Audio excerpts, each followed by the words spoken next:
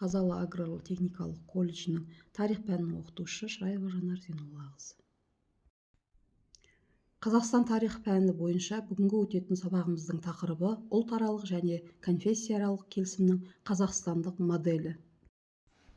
Бүгінгі сабағымызда Қазақстанның этносаралық саясаты, Қазақстанның ұлт бірлігі доктринасы, маңызды стратегиялық құжат, еліміздің тіл саясаты, Қазақстандағы этносаралық тұрақтылықтың негізгі факторлары, конфессияаралық қатынастар саласындағы саясат туралы білетін боламыз. Қазақстан Республикасы 100-ден астам ұлт пен ұлыс өкілдері өмір сүретін полиэтникалық мемлекет. Бүгінде халқының саны 19 миллионға жуық адамды құрайды. Оның ішінде мемлекет құраушы қазақтардың үлесі 70%-ға жетті. Тәуелсіздік тұғырын биік ұстанған Қазақстан түрлі этникалық топтардың арасында келісім мен татулықты сақтап қалды. Республикада кеңістікте 20 ғасырдың 80-90 жылдар тоғысында орын ала бастаған ұлтаралық жанжалдардың қаупін дер кезінде бағалай алдық. Мұны терең түсінген Қазақстан Республикасының тұңғыш президенті, елбасы Нұрсұлтан Әбішұлы Назарбаев ұзақ мерзімді ұлтаралық саясат жүргізуді назарға алып, бейбітшілік пен тұрақтылықты сақтаудың тиімді жолдарын үйлестірді. Қоғамда тұрақтылықты сақтау мемлекетіміздің ішкі саясаты бағытының негізгі іргетасына айналды. Ұзақ уақыт бойы халықтар арасындағы өзара қатынастардың ерекше дәстүрі сақталып, кеңінен насихатталып келеді.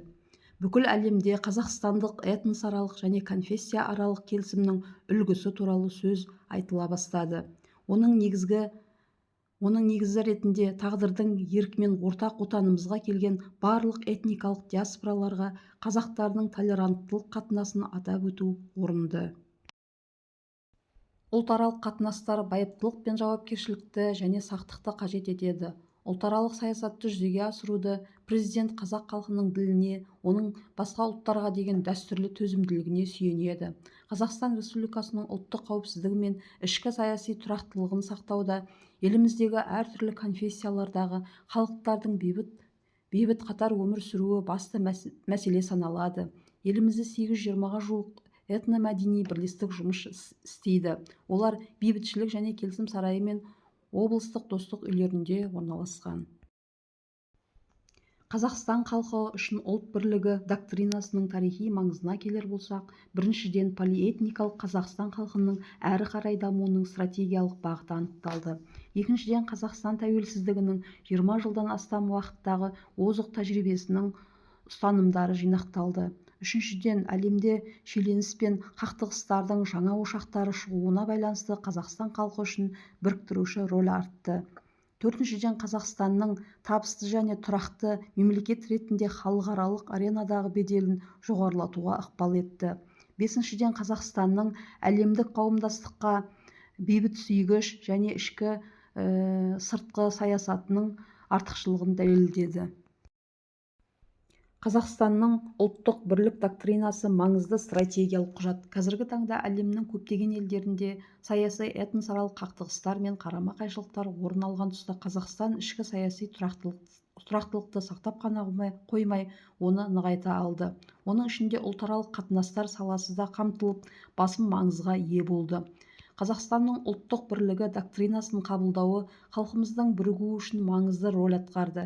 Әлемде осы сияқты қоғам мен биліктің арасындағы келісім көрініс тапқан және ұлттың болашағын белгілейтін мемлекеттік деңгейдегі көптеген құжаттар бар. Солардың арасында Конфуций мен Монро доктриналарын атап көрсетуге болады. Тәуелсіз Қазақстан тарихында өте маңызды, күрделі мемлекеттік тұрғыдағы ұлтаралық мәселенің болашағын белгілейтін құжат қабылданды. Ел бірлігі доктринасында басты міндетіміз қолымызда тұрған ең бағалы құндылық тәуелсіз Қазақстанды көзіміздің қарашығындай сақтап, еліміздегі азаматтық бейбітшілік, саяси тұрақтылық, ұлтаралық және конфессияаралық келісімді болашақ ұрпаққа тапсыру еді. Еліміздің тіл саясаты. Ұлттық саясаттың негізгі бағыттарының бірі тіл саясаты. 1970-1980 жылдары қазақ тілінің республикамызда қолданыс аясы тарылып, мемлекеттік тіл ретінде беделі төмендеді. әрбір облыс орталығында бір-бірден ғана қазақ тілінде оқытатын мектеп жұмыс істеді. Қазақ тілінде шығатын газеттер әсіресе солтүстік-шығыс аймақтарда жабылды. 1989 жылы қыркүйекте Қазақ КСР-ның тілдері туралы заңы қабылданды. Қазақ тілі республикада мемлекеттік тіл болып табылады деп атап көрсетілді. Орыс тілі ұлтаралық қатынас тілі ретінде бекітілді. Сонымен қатар елімізде басқа диаспоралардың тілдерін дамыту үшін жағдай жасалып, мемлекеттік қолдау көрсетіледі. Қазақ тілінің мемлекеттік мәртебесі Қазақстан Республикасының 1995 жылғы Конституциясы нақтылады. 1996 жылы Қазақстан Республикасы тіл саясатының тұжырымдамасы қабылданып, мемлекеттік тіл ретінде қазақ тілін дамытуға нақты міндеттер белгіленді. 1998 жылы Қазақстан Республикасы үкіметі мемлекеттік органдарда мемлекеттік тілдің қолданылуы аясын кеңейту туралы қаулы қабылдады. Осы жылы Қазақстан Республикасы үкіметінің жанында мемлекеттік терминология комиссиясын құру туралы шешім бекітілді. 1999 жылы республикалық мемлекеттік тілді жеделдетіп оқыту орталығы ашылды. 2011 жылы Қазақстан Республикасында тілдерді дамыту мен қолдаудың 2011-2020 жылдарға арналған мемлекеттік бағдарламасы қабылданды. Мемлекеттің тікелей қолдауымен елімізде 88-ден аса ұлттық мектеп, 170 жексенбілік мектеп жұмыс істейді. Онда ұлттық тілдер оқытылады. Ұлттық жаңғырту мектептерінде ана тілін оқыту бойынша бөлімдер ашылды. Оларға үкіметтен және жергілікті бюджеттен қаржылық көмек көрсетіледі. Республикада 14 орыс, өзбек, ұйғыр, кәріс, неміс театрлары жұмыс істейді. Қазақстандағы этносаралық тұрақтылықтың негізгі факторлары.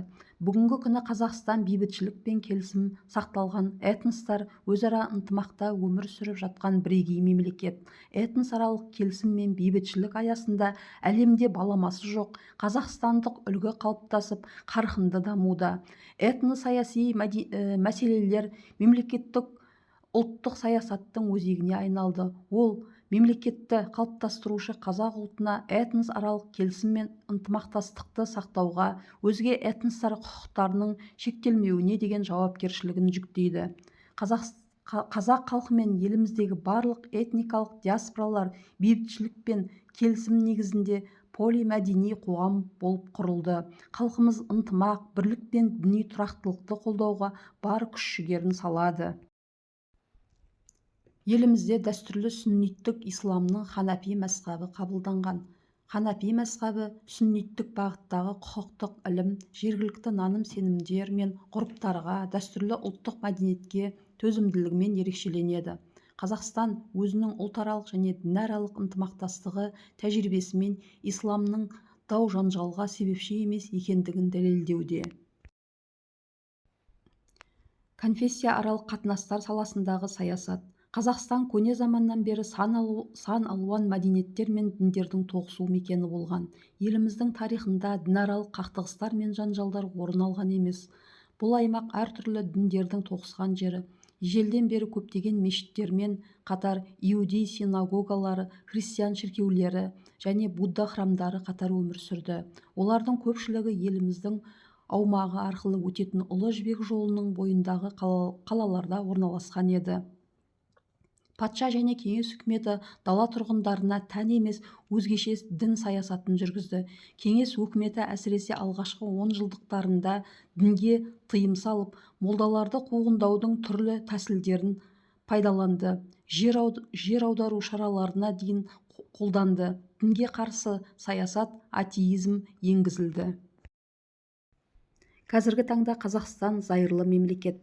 Мемлекеттің дінге қатысты саяси конфессияаралық татулық пен төзімділікті нығайтуға бағытталған. Елбасы Нұрсұлтан Әбішұлы Назарбаев жалпы екі нәрседен діни фанатизм мен діни көрсоқырлықтан бірдей сақтанған жөн деп ескертеді.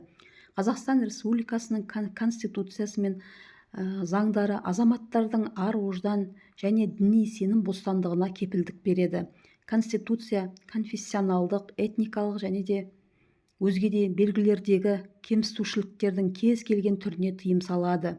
Біздің Мемлекет діни бірлестіктердің ішкі ісіне араласпайды, діни сенімдерге құрметпен қарайды.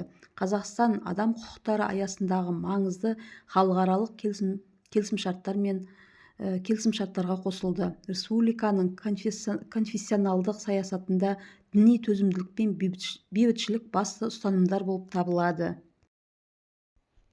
Қазақстан дінаралық диалог орталығы. Қазақстан Республикасының тұңғыш президенті елбасы Нұрсұлтан Әбішұлы Назарбаевтың бастамасымен Қазақстан әлемдік және дәстүрлі діндер көшбасшыларының съездерін өткізу жауапкершілігін алды.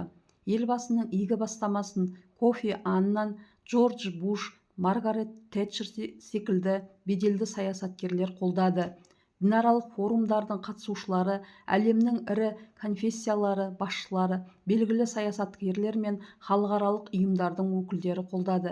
Әлемдік және дәстүрлі діндер лидерлерінің съезін өткізу Қазақстанның ғаламдық және аймақтық қауіпсіздікті қолдау механизмдерінің бірі ретінде өркениет және мәдениетаралық диалогтың ғаламдық үдерісіне қосқан елеулі үлесі болып табылады. 2006 жылы әлемдік және дәстүрлі діндер көшбасшыларының конгресін өткізу мақсатында елордамызда арнайы бейбітшілік және келісім сарайы пирамида салынды. Сарай әртүрлі діндердің, этностардың және мәдениеттердің әлемдік орталығына айналды. Мәдениеттер мен діндердің халықаралық орталығы осы бейбітшілік пен келісім сарайында орналасқан. Әлемдік және дәстүрлі діндер көшбасшыларының бірінші съезі 2003 жылы 24 қыркүйекте Нұр-Сұлтан қаласында өтті. Форумның жұмысына Еуропа, Азия, Таяу Шығыс және Африканың 13 елінен ислам, христиан, буддизм, иудаизм, синтоизм, даосизм және басқа да конфессиялардың 17 діни ұйымдардың өкілдері қатысты. Бүгінгі сабағымызды қорыта келе әлемдік және дәстүрлі діндер лидерлерінің съездерінің тарихи маңызына тоқталдық. Қазақстан Еуразияның географиялық қана емес, жаһандық рухани конфессионалды орталығына айналды. 2008 жылы ақш конгрессмені Дана Рорабахер Қазақстан қазіргі таңда тек Азия орталығы ғана емес, әлем орталығына айналды деп жоғары баға берді. Олай болса, назар қойып тыңдағандарыңызға рахмет.